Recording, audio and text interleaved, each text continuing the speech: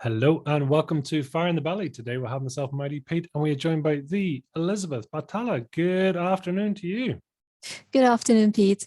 Listen, great to have you on. Thank you very much. It's always a pleasure to meet new people. So, Elizabeth, tell us, who are you, what do you do, and where are you from? Oh, wow. Well, as you introduced me, my name is Elizabeth Batalla, and I am the founder and executive director of the Institute for Achievement and Excellence. And what that is basically is a series of online masterclasses where we use that to help women, particularly women. It's open to everyone, but predominantly women, level up across 9 life areas so that they can assume leadership roles and live a more lucrative professional and personal life. Wow, I like that. So, but why? What's the intention? What's the mission? Well, to explain that, Peter, I perhaps need to take you back a bit. Please do. I have been in the corporate space for more than 30 years in my career. And in that time, I have worked in predominantly male-dominated environments. So your banking, IT, oil and gas, etc. And in that time, I navigated that space quite professionally, quite well. And I also mentored women along the way, and they kept coming to me with the same issues, same problems, same concerns. And over that period of time, what I used to navigate that space successfully and what I saw other successful people did as well, I realized it fell into one of 9 buckets or life areas, is how I call them. And those 9 life areas set the foundation for someone to be able to not just navigate that space in a successful way, and for them to be able to assume leadership roles, leadership positions, because unfortunately still women are not as well represented in leadership roles in corporate as much as we would like. So, would you describe it as almost frustration or opportunity that this all came about for you then? I would say honestly a bit of both. I was frustrated at the status quo. I felt that there was a place, for women to sit on boards, directorship roles, that they were not given the opportunity. And it's not because these women were not trying, they were trying. Just the opportunity or the sponsorship for them just wasn't there.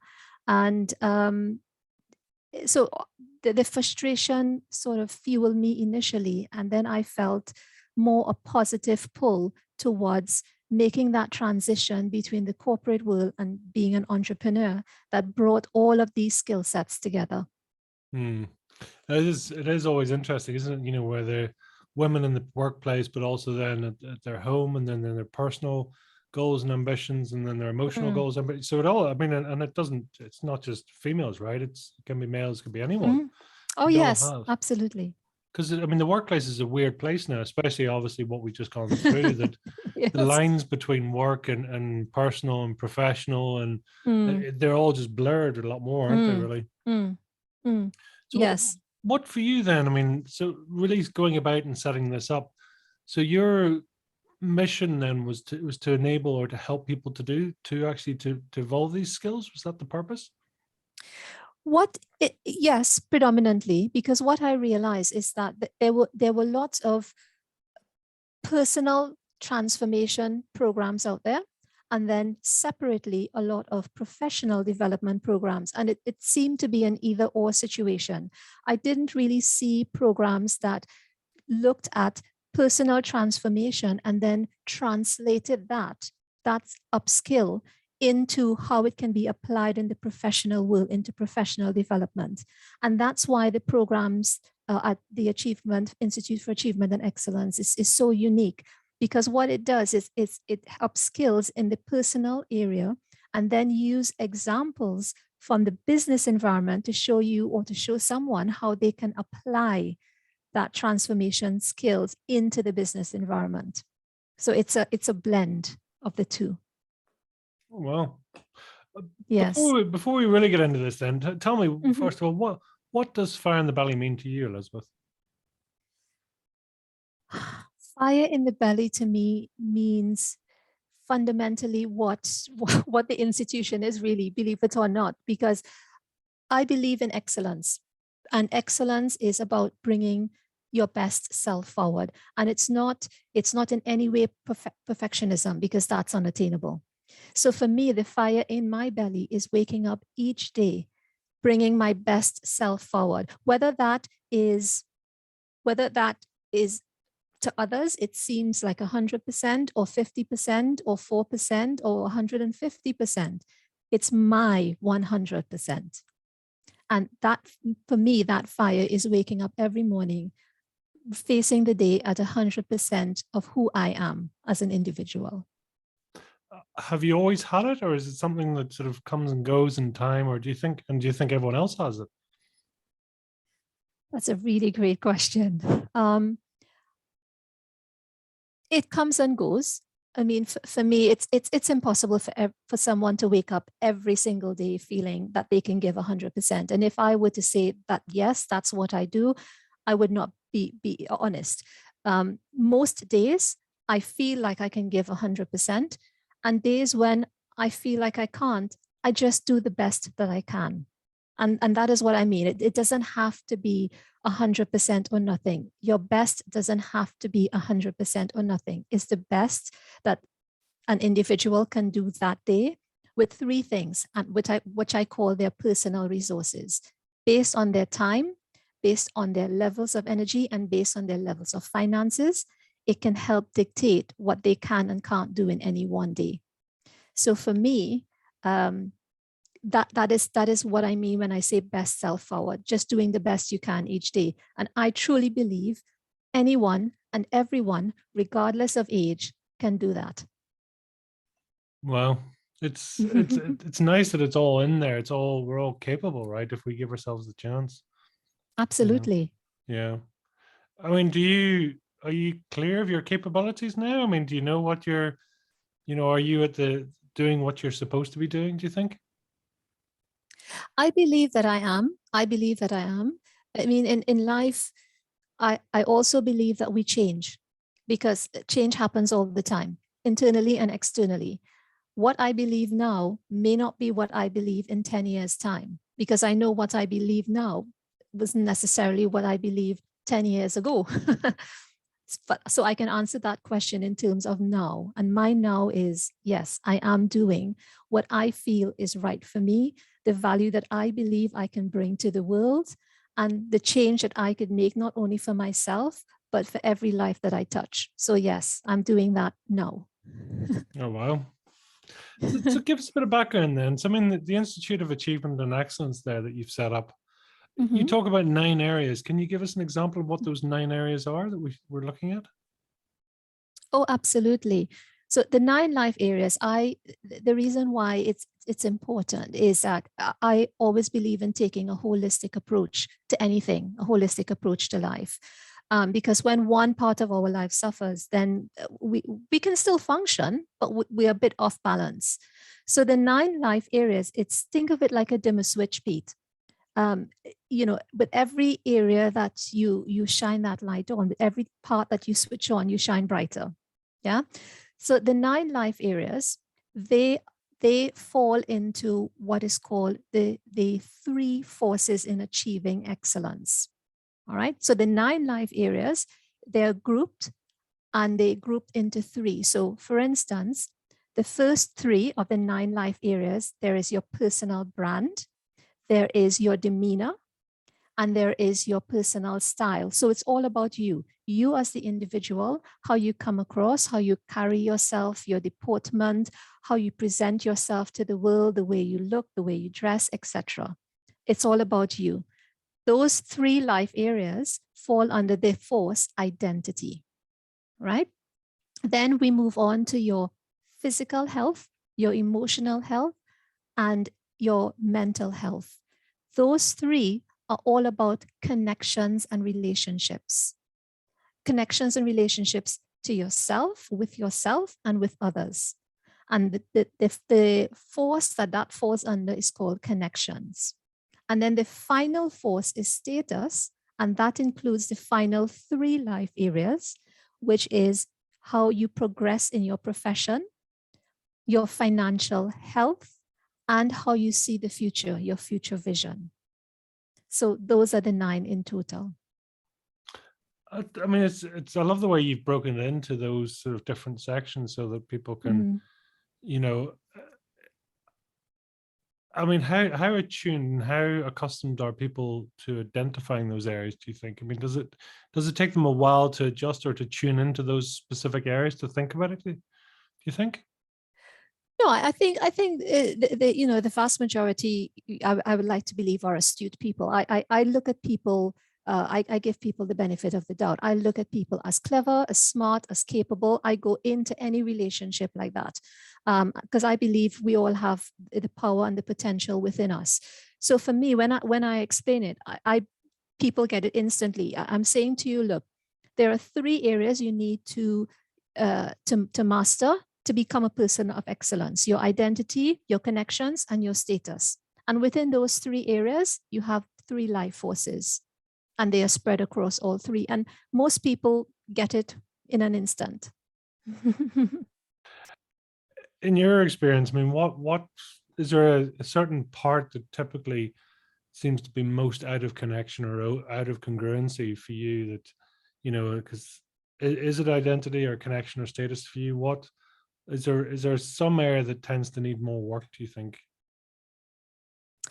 It depends completely on the individual. Sorry, are you asking that question in relation to me or in relation to the people that I've dealt with?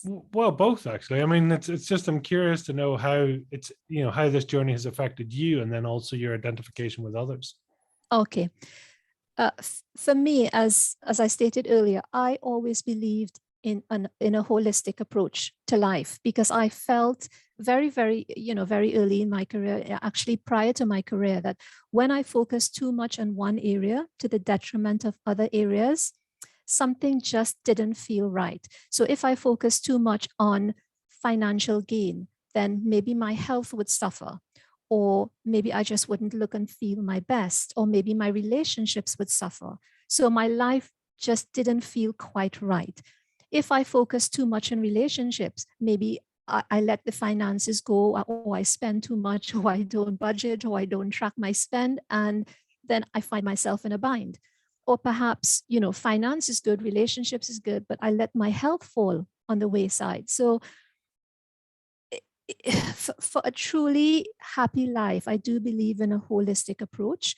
But what I don't want people of what your listeners to feel is that, oh my goodness, this is so much. How do I get all of these areas to line up? And what I would say about that is, it's not that you are doing all of these 9 things every day. You can look at your life over maybe perhaps a period of a week of course, or longer, maybe even. But as long as you have that touch point across all of those areas over the period of a week or so, or maybe even a month, then it makes sense. So for instance, for me, I use a period of a week. By the end of the week, I would perhaps exercise 3 times a week, not every day. I may track my expenses every other day, not every day. I may touch base with my mom or have a chat with my mom, daily even. So it depends. It depends on the individual. But for me, a holistic approach has worked quite well. So it is, especially I suppose in this environment, it is that holistic approach, isn't it, to try and to get that balance. And do you think, does it take this conscious effort to sit down and to analyze it to see where you're at and where you want to go to help you to keep that rounded approach? I mean, is that useful? Because I mean, we all have such busy lives, right? Because as you say, left to our own devices, we'll become wealthy but with poor health, or will become Yes. mindful but with with no money or whatever, right? It is, if we're not careful, it does all sort of fall out of line, right? Yes, there is a way. So what there is on offer again at the Institute for Achievement and Excellence is an assessment, and it's free. It's a free assessment. And what it does is it asks a series of questions, and it sort of helps you measure across each of the 9 life areas. And it it shows at the end a spider diagram. So you can see as an individual where your strengths are and where, I don't necessarily like to call them weaknesses, but where your areas for improvement needs to be. So you may find in answering the questions that your finances are good, your health may not be great, your relationships are average, but it tests you across all 9 life areas, and it takes about 15 minutes to do. So it's not an onerous task, and it will give you an idea as to where your strengths and the areas for improvement lie. What are your strengths, Elizabeth? My strengths, at this point in time, it's sort of even across all 9, because as I said, I am diligent, and I do take the time to ensure that at least I have 1 or 2 touch points across each of the 9 areas on a weekly basis. But if I have to say my strength, I would say predominantly in the relationships and in the identity area. But all of the areas I give equal attention. I'm quite good at looking at my future and tracking expenses and budgeting, because as an entrepreneur, it's something we need to do. So I'm quite comfortable really across the 9 areas at the moment. I know plenty of entrepreneurs that don't track their expenses. Yeah, yeah, sometimes it goes well and sometimes not so much, right? But it's trying to get, and where are you most creative then? Where would be your point of creation? Or is it, do you bring it into your day-to-day life, or is it getting out in nature, or what sort of creates the best version of you, and where would we see it? So most creative, I guess, as with everyone else, when I'm most relaxed. So that's after a good night's rest, feeling like I've accomplished enough for the day. And perhaps I would say maybe on my evening walks, because by the time I have my evening walks where I live, there are lovely, lovely parks where I can walk. And there is a beautiful walkway from where I live all the way into the city along the river. So it's quite refreshing. I would say at that point, that is my meditation. I'm not one of those who can sit quietly and close my eyes because too many things are happening in my head. But when I'm walking, I can let go. I can look at nature and I can let go. So I would say that's my most creative time. That's a time when ideas come very vividly. That's my most creative time. And where would then be your flow state? Is it, because sometimes it's the same and sometimes it's not. Some people like to be, could be getting on stage, suddenly they go into flow state of who they are, or it could be speaking to someone, or sometimes it's sitting down and writing. I mean, is there a certain zone or area that you work best in, or you produce your best work? I would say definitely speaking with people. So what we're doing here at the moment, I really enjoy that. Speaking with family, friends, I prefer the interaction. I prefer the one-on-one or group interaction. Speaking, I believe, is my strong point. Interesting as well, because it's also in your language, right? You're very, seem to be very vocally or very sound-based. So it's quite interesting that, yeah, it would make sense that would be your preferred style. What's your learning style out of interest? How do you learn? Are you immersive, or learn by doing, or learn by watching?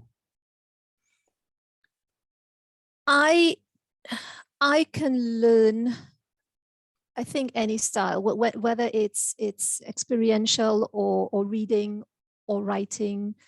But I think my strength, and not because really it's a strength, I came from quite an academic background. And in that academic background, growing up, all through school, we are taught normally to sit in the classroom, listen to the teacher, read what's on the board. At university, sit and listen to lectures. So I believe that skill set has developed me more in terms of learning, where I can read very quickly, or I can listen to someone and retain information quickly. It was only when I started the corporate world and started applying my knowledge that the experiential part of it start to develop. Yeah, it's that. I mean, what did the corporate world teach you then? I mean, what were the lessons you learned there? Oh, there were many, many, many lessons. Many positive, some not so positive. The positive ones I believe were to, you know, just make do with what you have. It's not like in academic world where everything is in the book. All you need is there. You can read and you can then formulate and then put pen to paper and explain. A lot of times in the working world, things need to be done, things need to be achieved, goals need to be met, and you don't have the resources and you don't have the time, and you may not have the support that you need to get things done, but it still needs to be done. So it's about just being tenacious enough and you know, innovative enough to get the job done with minimal resources. So it helped me to be more resourceful and to come up with solutions that, you know, may or may not have been part of the plan, and to accept that things can happen out of the blue, because again, going in school, things are very structured, so it's quite safe. But in the corporate world, things change, the goalposts change. So it's about being able to deal with change in a more adult way. So those were the positives. Yeah. Dare we go to the negatives? Sure. I mean, as with everything else, there's negatives. There has been too many negative situations. But I think for me, the main negative, and which is what maybe in a good way, it's the reason why I created the Institute for Achievement and Excellence. Being in a male-dominated space, I had to be twice as good, 3 times as good, you know, as my male counterparts, to stand out or to even be noticed for doing the job. So it was a challenge. It was a challenge. I remember being in training in IT, and when I used to train in IT, I no longer train anymore. When I used to train corporates in IT, and this is by no means putting those down who train sort of your Microsoft Word, Excel, desktop. That by no means, it's a skill in itself. But I chose to train a bit more intricate things, so like Cisco routers, international server technology with multiple domains and all of these different things, and really crazy stuff. And a gentleman walked into my classroom, and I was training because I was the top trainer in that space, and I was one of the few people in my country that could train that, and which is one of the reasons I was brought over to the UK to actually do that training. And he took a look at me and he walked straight out and he asked for his money to be refunded because he refused to be trained at that level by a female. And it stung a bit initially, it did. But then I kept going. And I kept going because I sat and I thought about it. And although he was one person who walked away, I had a class of maybe 7 or 8 people still waiting and wanting that knowledge. So that is what kept me going in that situation. The fact, and you know, I will say this to your listeners and those who are viewing as well, Pete, that for every one person who just want your service or your time or your effort or the value you add, there are 8, 10, 15 people out there wanting it. Focus on those because those are the ones who count. And that is what kept me going through that negative aspect. But that was in terms of negativity, it was pretty much about navigating a male-dominated space. Isn't it fascinating, you know, and the mind, the ego, whatever, is so tempted to focus on the one that said no, yes. Or, you know, we forget all proportion. It's like 1 in X amount, you know, it's a very tiny ratio, and yet we focus the attention on that. So it's you know, I think it's a very, very valid point to actually do that. Tell me this, I mean, are you generally driven by pain or pleasure as an individual? Wow. But both really. run from pain towards pleasure, or I run towards pleasure, regardless if there is pain or not.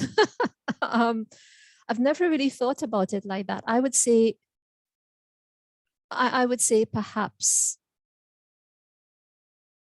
I dislike I dislike feeling uncomfortable, and I dislike seeing others uncomfortable. I'm one of those who wants to fix things and wants to help people, and I don't like seeing people uncomfortable. If they're having a great time, oh great, that's perfect, that's lovely. If I'm having a great time, that's great, that's lovely. I totally embrace that for myself and for others. But I genuinely don't like to see people in pain, and I don't necessarily enjoy being in pain. So maybe based on that, it could be the latter, moving away from pain. Yeah, it's I think, I mean, my gut feeling is probably it's about 80-20. People move Yes. 80% away from Yeah. pain, and because there's so much, right? I mean, it's when you get to the pleasure point in your life that you get to do everything you want for pleasure and for no other reason, then I think you're possibly at a very fortunate place in your life. You don't have to do it because bills don't have to be paid, and all the stuff that comes with it. So I think that's a very wise answer, that it can be both, but also I think it is mindful that we are typically pain based, but yeah, what inspires you to do what you do? To set up the institute and to to have the courses and provide all these opportunities. What's the inspiration? And the second part of that question is what's the nicest thing somebody could say to you? The inspiration, I think both of them comes, it sort of culminates to the same point. The inspiration is being able to make a real difference in people's lives through the programs that I offer, through interacting with me, just being able to make that difference in someone's life. And as I said before, I genuinely don't like to see people in discomfort. And I don't mean discomfort because you bought the wrong size shoes or clothes don't fit right. I mean true discomfort. And so for me, the fuel for me is to be able to help people switch on that aha moment. They get that aha moment in whatever capacity they communicate or they interact with me. So yeah, it's that is what fuels me, being able to make a difference in someone's world. And the nicest thing someone has said to me,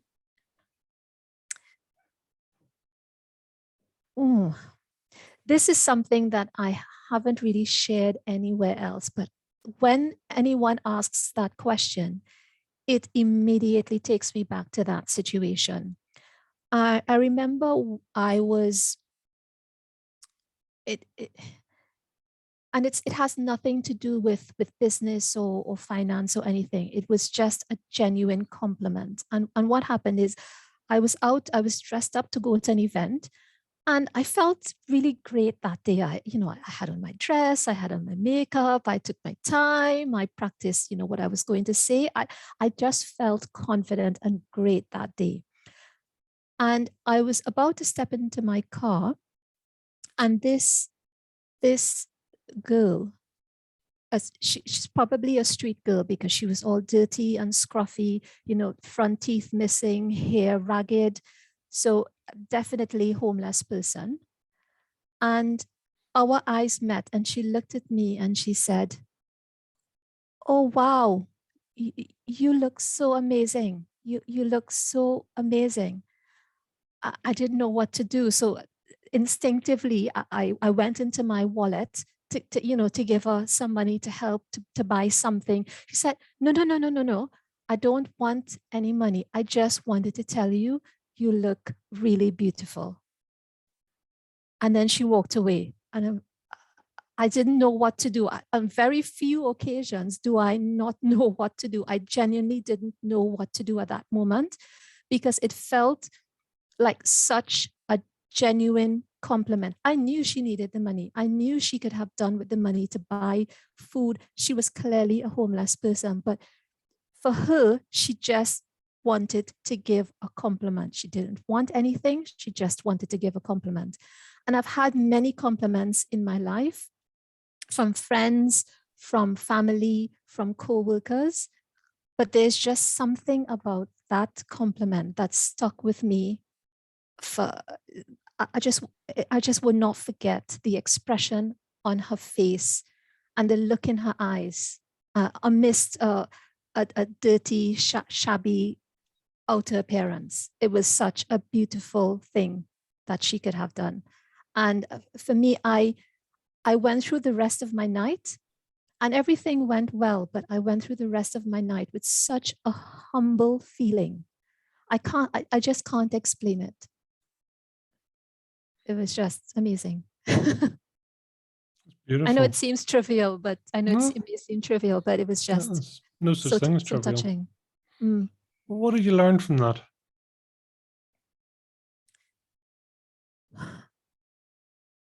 That you can have nothing in this life and still make an impact on someone, a positive impact on someone, regardless of how amazing that person may look or seem on the outside in comparison to where you are in your life.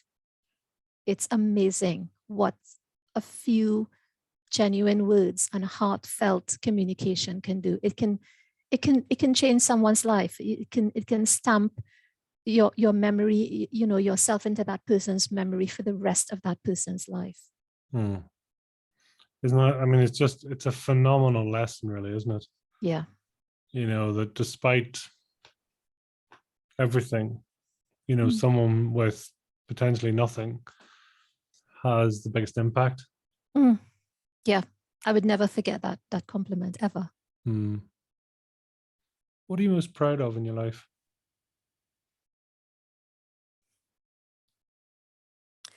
All that I have overcome and all that I have achieved to be where I am today. I won't change it for the world. It's made me who I am. I've overcome a lot of obstacles and I've achieved a lot. I've had some high points, some low points.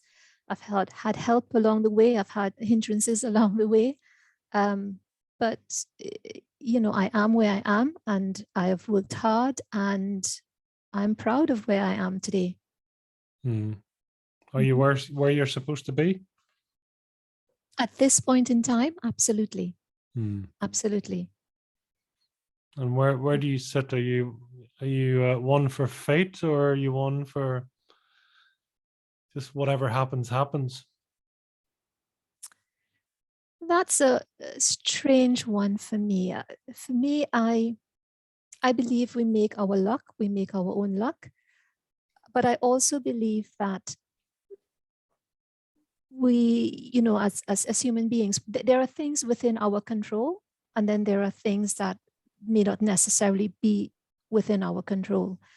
And I recently, I read something, and it's part of the program that I offer, and this area spoke about how someone can handle stress and change, but it was explained in such an eloquent way, and they looked at it through, this is from the Mayo Clinic, and they looked at it through the 4 A's. What can you alter, avoid? What can you alter? What can you avoid? What can you accept? And what can you adapt? And I look at my life like that. Is there anything that I can change that I'm not changing? Is there anything, so that's alter? Is there anything I can adapt or maybe tweak? I don't necessarily have to get rid of it. Is there anything I can avoid because perhaps I can delegate it? Or are there things I just need to avoid completely because it's not good for me as an individual? And I try to look at things and life through those lenses and make decisions based on that, because there are things that I have within my control and I can control it and I go full force. And then there are things that are beyond my control, regardless of how much I try, because there are other factors at play. And I just have to learn to let that go and do the best that I can with what I have and the resources that are available to me. And that's how I choose to live my life. Well, that's powerful. And what are your non-negotiables then? What are the the value set or the things that you say it's absolutely must happen or must not happen? For me, that it depends on which area we're talking about. Again, for me, I'm thinking the 9 life areas here. So if you are saying to me, okay, it has to do with my professional world. So in my professional world, I absolutely will not sit back and tolerate seeing someone being blatantly taken advantage of in my personal life as well. But just as an example, in my future, my non-negotiable is not believing that, you know, things can change and things will change for the better. In my personal relationships, a non-negotiable is perhaps treating me as an individual with a level of disdain that I don't deserve. So it depends on which area you're referring to, Pete. I do have different non-negotiables across those areas. That's super interesting. I mean, let's take it up a step in terms of, you know, if you would describe what would be your core value or your soul values, if you like.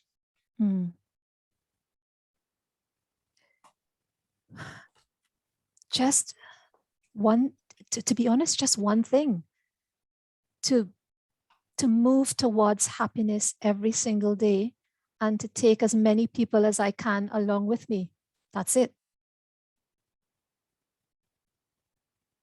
What does happiness represent for you?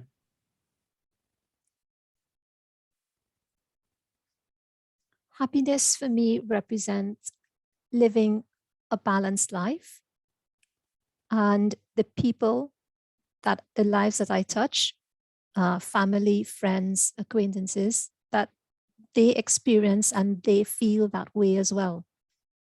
Because for me, it's if I'm healthy, but I don't have enough money, let's say, for instance, to make groceries, I don't feel happy.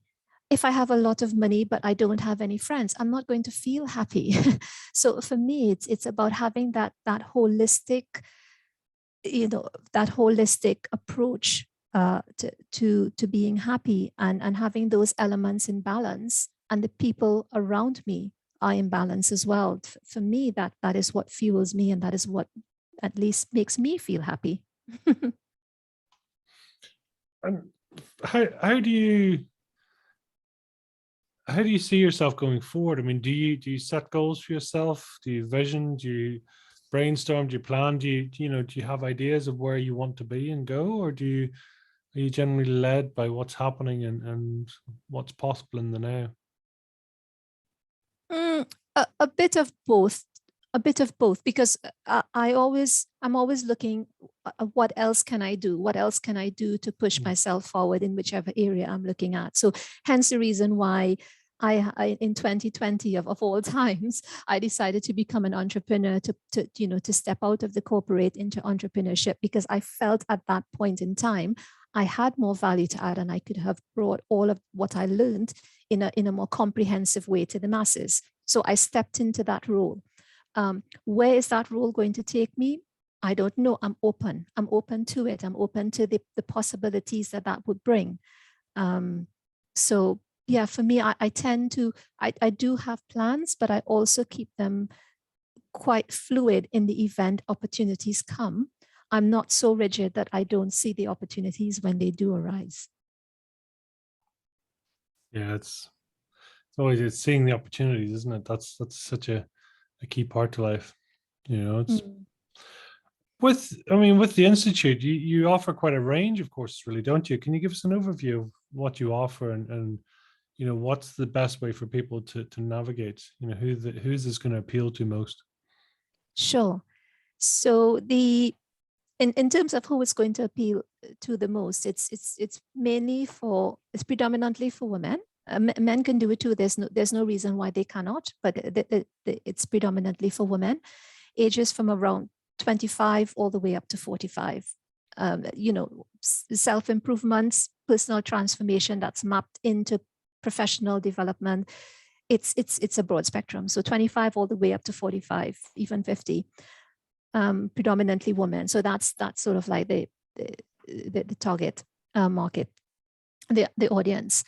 And when it comes to the site, there is a free assessment, and you can use to measure or benchmark yourself across the 9 life areas. Now there is the top tier course, which is called Achieving Professional Excellence, because it's all about bringing or taking that personal transformation and excelling in the business world. So the top tier course is called Achieving Professional Excellence, and that covers all 9 life areas. And then what I have done for those who may not necessarily want all 9 life areas, I have the individual life areas available as separate modules. So someone can do just the physical health or the mental health or the personal style or the demeanor or perhaps the future vision. There is also a budget tracker that someone can use to track their expenses if that's all they want to do. And there is also something called Finding Your Ikigai.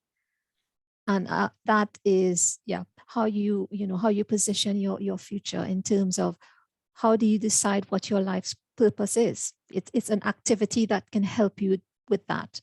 And so that's the offering on the website. Just give us a bit more on Ikigai, because I mean, not everyone will have heard of it, and it's such a beautiful thing. Yes, it is. It is. So the Ikigai, it's a Japanese concept, and what it is, it's what wakes you up in the morning. What do you feel your purpose is? What gives you energy? What fuels you? That is your Ikigai. Now the thing is, how can you determine that? So your Ikigai, it's normally depicted in a Venn diagram, and where the 4 circles meet, that's your Ikigai. So what are in these 4 circles? The activity helps you identify, first of all, your passion. And your passion asks the question, what do you love to do? Then your mission. What does the world need? Your profession. What can you be paid for? And then your vocation. What are you good at? So by looking at all of these 4 areas, that midpoint, that thing that satisfies those 4 areas, that is your Ikigai. Just imagine doing what you love, being paid for it, you're good at it, and it changes the world. And that world doesn't have to be the entire world. Your world could be your community, but it's your world. That's your Ikigai.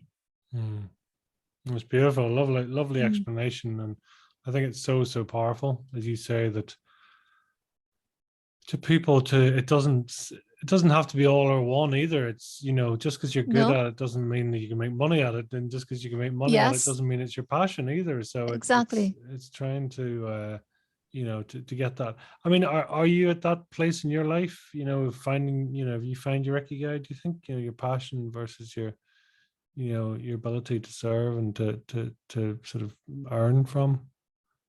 I would say for now, yes. And the reason why I said that is because although there are many people who think, we have one life purpose, let me find that life purpose and let me just do that life purpose for the rest of my life. Now, there are people out there who have, they have one life purpose. There are some musicians who were born musicians, and that's all they ever want to do. And they know that from very, very young. Singers may know that from very, very young. Artists or gymnasts or whoever. There are people who were just born to do what they want, what they chose to do, and they're quite happy doing that for the rest of their lives. But for a large majority, our passions, our purpose change as we change. What is someone's Ikigai 10 years ago may not necessarily be their Ikigai now, and may not necessarily be their Ikigai in 10 years' time, because circumstances may have changed. They may have changed based on acquiring new knowledge or accessing different resources or interacting with different people. Yeah. So don't, when I always say, when someone, when you do this activity, don't just think it's a one-time thing. It's something that you may need to do in 3 years' time, in 5 years' time, to see what has changed in your life. But for now, I believe that I am living my purpose, my Ikigai, because I love doing what I do with the programs and helping women excel in the business world where they assume leadership roles, or in their own business where they secure better opportunities, and in their personal transformation and bridging that gap between personal transformation and the professional world. I do believe it's something that the world needs. I am being paid for it, and I'm good at it, or I would like to believe I'm good at it. I have 30 plus years experience to prove that I know what I'm talking about. So yes, right now I am living my Ikigai in this moment. It's beautiful. What a place to be, right? Yeah, it's amazing. What were the sort of an example of some turning points in your life that really points that you got to and saying enough is enough, or a turning point of making a decision? Is there any that come to mind for you? Yes, actually, the turning point in 2020, in March 2020, when I decided to become an entrepreneur. I remember distinctively, it was one day in particular in March, and I don't know what happened in that day, Pete. On that day, about 5 or 6 different women came to me in tears because they felt overwhelmed, they felt underappreciated, they didn't know what to do. Some of it were, in their professional, some in personal, but predominantly professional.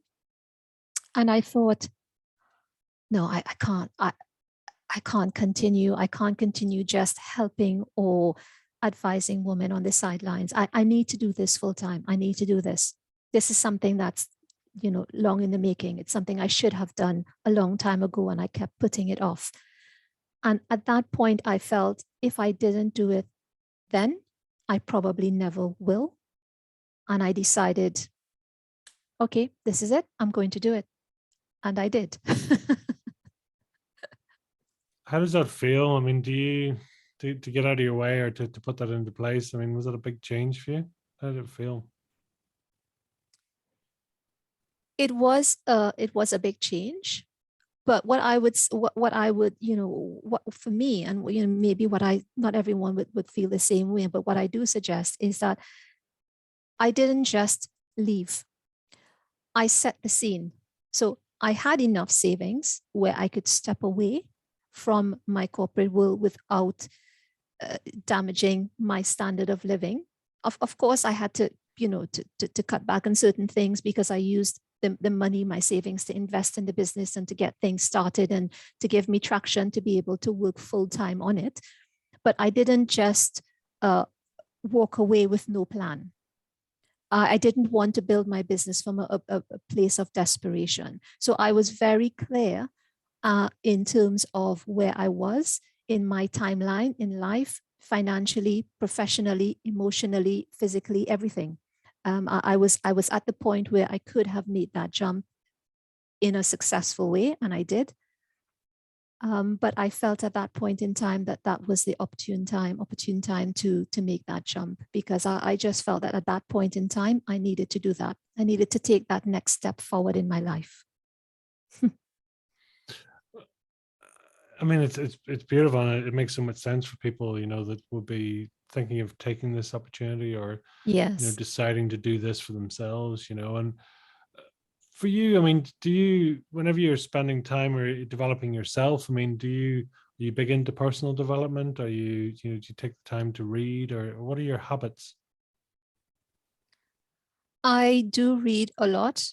I do surf the internet a bit, not too much. I tend to read more, listen to audiobooks, listen to music, do courses.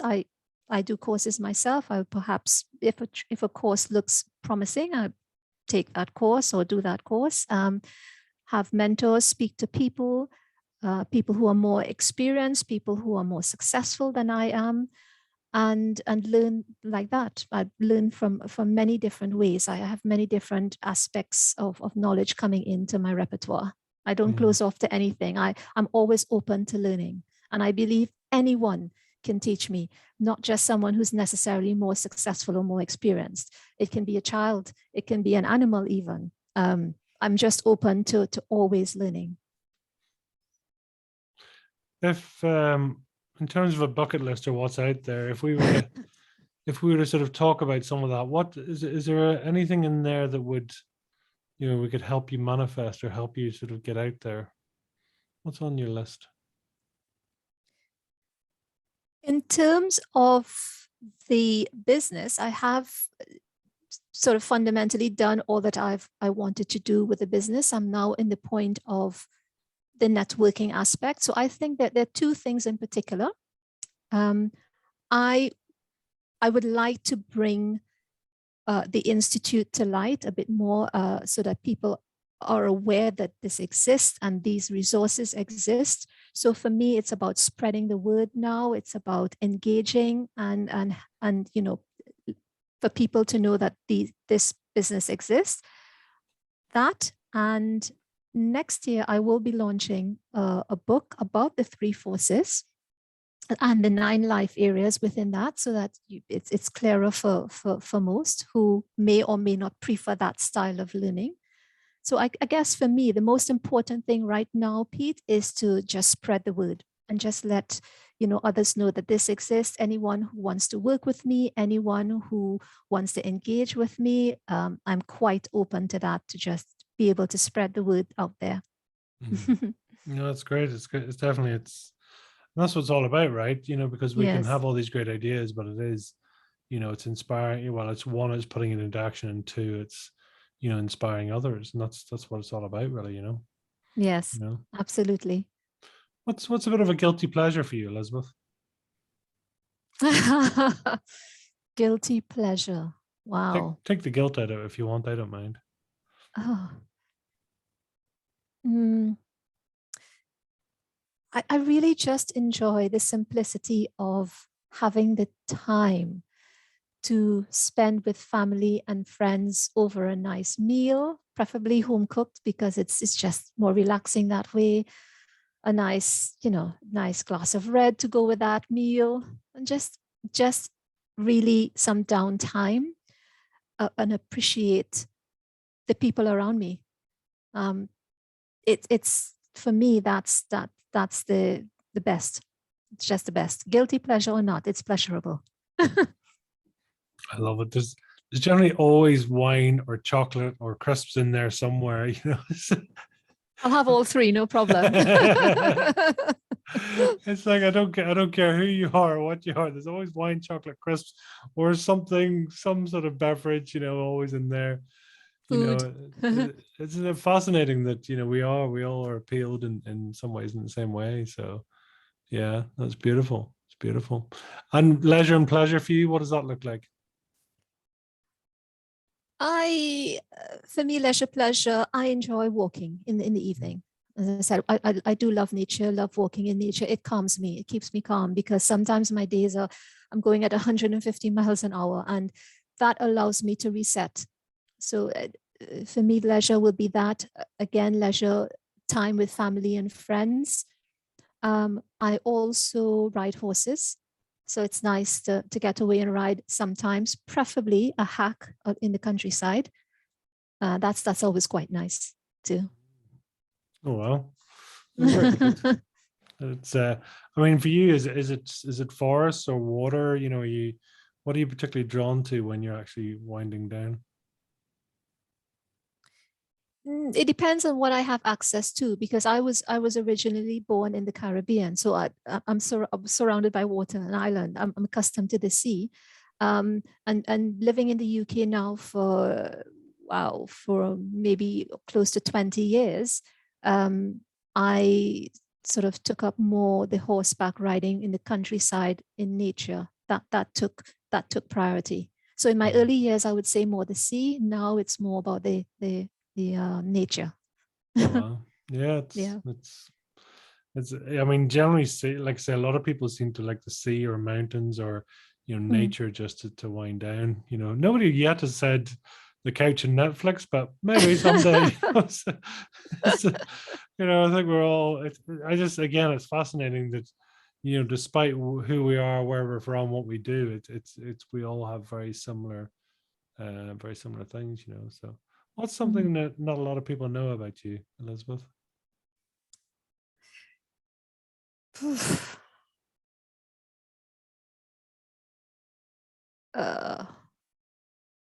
I think what I shared with you, Pete, how much of an impact the conversation with that apparently, I say apparently because she looked it to me, that apparently that homeless, I don't know what it was. I just think it was someone who needed so much, but yet still refused because all she wanted to do was to give. Yeah, that's not something. It's not that I have a problem sharing it. It wasn't to the top of my mind until you brought it up. But not many people know that because not many people ask that question. So yeah. And what did you want to be when you grew up? What was the original plan way back?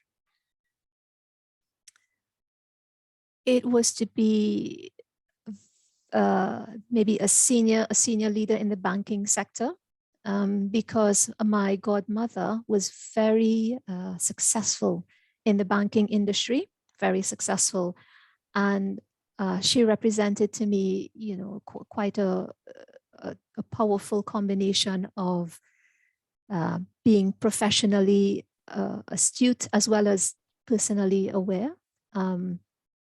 and yeah, that is what I looked up to. But then that's where I started my career, and then realized it wasn't for me. Yeah. It's amazing, isn't it, how we all start off and where you want to go to and the influences in our lives. It's fascinating. Absolutely. So tell us, I mean, if you were to try and describe your fire in the belly in 1 or 2 words, what would they be? In 1 or 2 words. I think it would just be start. Start. And I say that because there is so much out there. There's so many people with amazing talent, and they're either scared to start, or there's always something that prevents them from starting.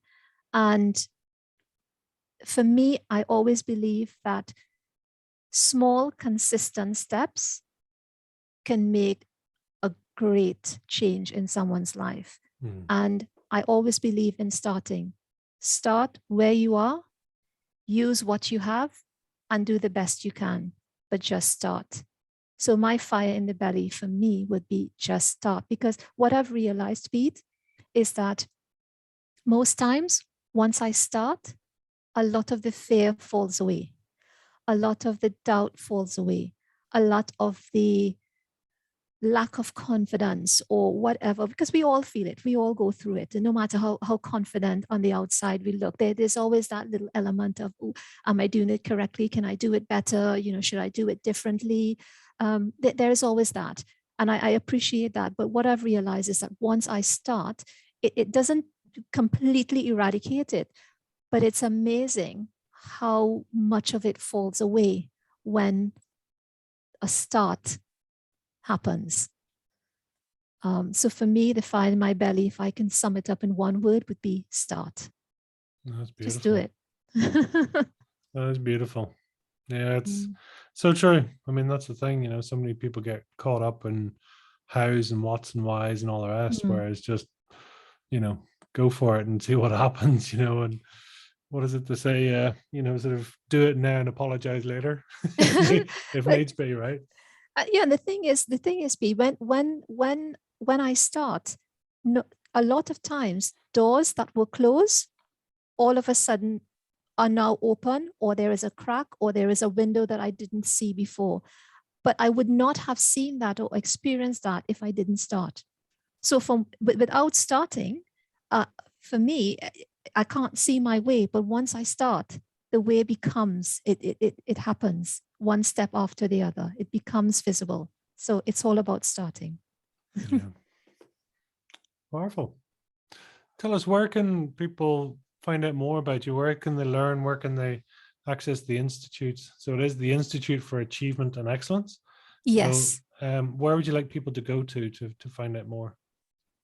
The website, and I'm sure you'll put it in the description and everything like that, but the website is courses with an S, courses.achievementandexcellence, all one word, .com. So that's courses.achievementandexcellence.com. Once you go on there, you'll find everything, including the free assessment and all of the programs and the Ikigai and the tracker and everything that you need. And all of the social links are there. And if you would like to connect with me on LinkedIn, it's Elizabeth Batalla. Perfect. Very organized. I salute your organization and your structure. I'm slightly more chaotic, but is there a final message you'd like to leave with our listeners today? Yes, I would like to tell your listeners, do not ever, ever, ever, ever, ever, ever, ever, ever let anyone take your dreams away from you. Your dreams are unique to you. Your dreams will help you, make that unique contribution that you want to make. And I would say, no matter what, if it is important to you, if it really, really feels in your gut feel that that is what you want to do not let anyone take that dream away from you. Start where you are with what you have, do the best you can, and prove them wrong. So powerful. Elizabeth, it's been beautiful having you on. Thank you for sharing. I wish you all the best. And I know you've plenty coming up as well. So there are lots of exciting things happening. So listen, thank you so much. Until the next time. It's been an absolute pleasure, Pete. Thank you so much for having me on the show. Thank you.